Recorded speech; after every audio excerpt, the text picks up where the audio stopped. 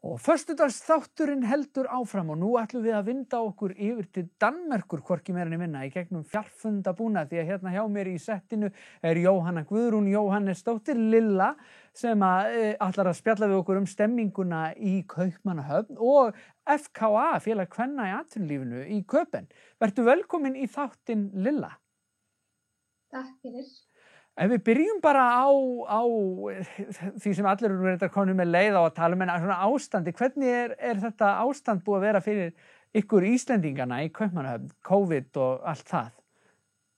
Já, góð spurning. Ég held að náttúrulega fólk sé að upplifa þetta rosalega mismunandi eins og kannski alls það annars þar. En já, en maður náttúrulega að upplifa ákveðna samheldni og fólk komið yfir mestu hræðsluna finnst mér eins og væri kannski í byrjun. En fólk svona almennt að taka þessu alvarlega og já, þannig að stemningin er svona, ég myndi bara segja hún sé nokkuð góð. Já. Já, en nýbúið að setja á hertari takmarkanir og það var eins og það hafi verið svolítið svona áminning fyrir fólk að við erum ennþá að bransa í þessu. Þannig að þá fór fólk að taka þessu aftur, kannski aðeins meira alvarlega, finnst mér. Já, einmitt. Og þetta er væntanlega náttúrulega er svo allstaðar sett strik í starf hjá Íslendingafélaginu í Kaupmannahöfn sem er nú venjulega frekar öflugt, hefur maður heyrt? Já, ég get kannski ekki alveg talað fyrir allt Íslendingafélagi, en það er kannski sér svona kafli, en ég er í stjórn FKA, Félag kvenna í atvinnulífinu í Danmörku. Og þetta hefur vissulega sett strik í reikninginn í okkar félagskap, en við reynum þá að vera kannski sýnilegri þá á öðrum miðlum. Við náttúrulega getum ekki verið að hóa saman í viðburði og höfum þurft að fresta samkomum og svoleiðis eins og bara allir aðrir. Og það ríkir bara mikill skilningur hvað það varðar í öllum hópnum og við höfum verið með nokkra viðburði á Zoom. Eða nokkra, kannski ekki svo marga, 2 held ég. Já. Og gríðarlegar undirtektir og einn á döfinni núna líka. Þannig að en við höfum verið að reyna að vera meira sýnilegri þar og maður finnur líka fyrir því að þörf félagskvenna, þörfin fyrir að tala saman og vera þessi heild sem við erum, hefur verið svolítið mikil á þessum tímum. Þannig að þetta er svolítið kannski allir að upplega svolítið svona, maður er í lausu lofti og maður er ekki að hitta fólkið sitt og eins mikið og svoleiðis. Nei, kannski aldrei meiri þörf fyrir samstöðuna þá en einmitt núna? Nei, einmitt. Það er nefnilega svolítið þannig að svo finn ég líka svona að það hefur verið svolítið mikið samstöðu innan Íslendingafélagsins í rauninni, eða Íslendingasamfélagsins.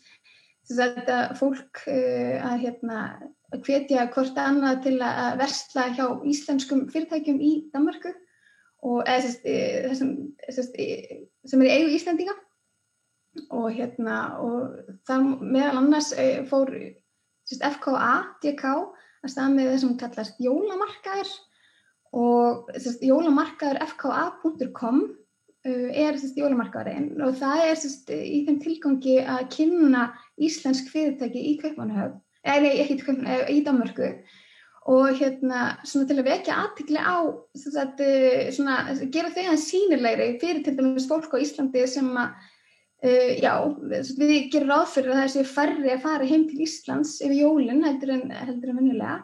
Þannig að þá getur fólk kannski leitað þarna inn til að fá kannski hugmyndir að jólagjöfum og svoleiðis og kannski versla þau á netinu í staðinn fyrir að senda pakka og sem er náttúrulega jákvætt á bæði úr að styrkja náttúrulega íslensk fyrirtæki og svo náttúrulega bara umhverfismál og póstvesen og ýmislegt Já, bara bjargar, einfaldar málið að mörgu leyti.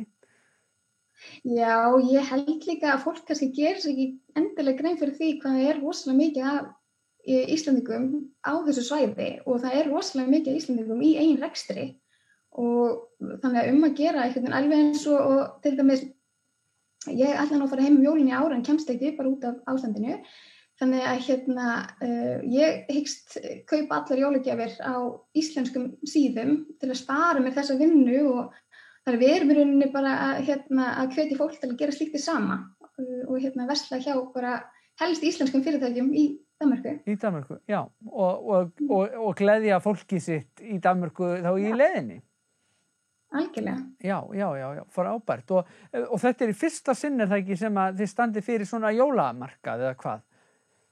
Já, og þetta var í rauninni bara svona laust. Við fórum náttúrulega bara að spá og spekulera hvað getum við gert í þessu árferði, hvernig getum við kannski svolítið, gert íslensku fyrirtækin sýnilegri og svoleiðis.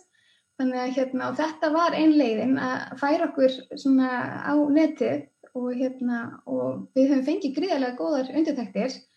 Og svo náttúrulega, við erum ekki að selja neitt sjálfar, en við erum í rauninu bara að gera fyrirtæki sýnilegri, kannski gefa fólki hugmyndir og svo ferðu þá bara inn á hvert fyrirtæki fyrir sig og klára bara viðskiptin þar. Þannig að við erum bara svona kynna í rauninni. Já, þeir eru bara standa undir nafni sem konur í atvinnulífinu, bara lyfta atvinnulífinu upp svona heilt yfir, heyrist mér. Já, það svona allavega okkar, það sem við viljum vera að gera. Já. Gera konur sýnilegri og fyrirtæki kvenna og svoleiðis. Og fyrir þá sem hafa áhuga að fylgjast með ykkur og þessu góða starfi sem þeir að vinna, hvar getur fólk gert það? Er það á samfélagsmiðlum? Já, við erum með FKA IDK á Instagram.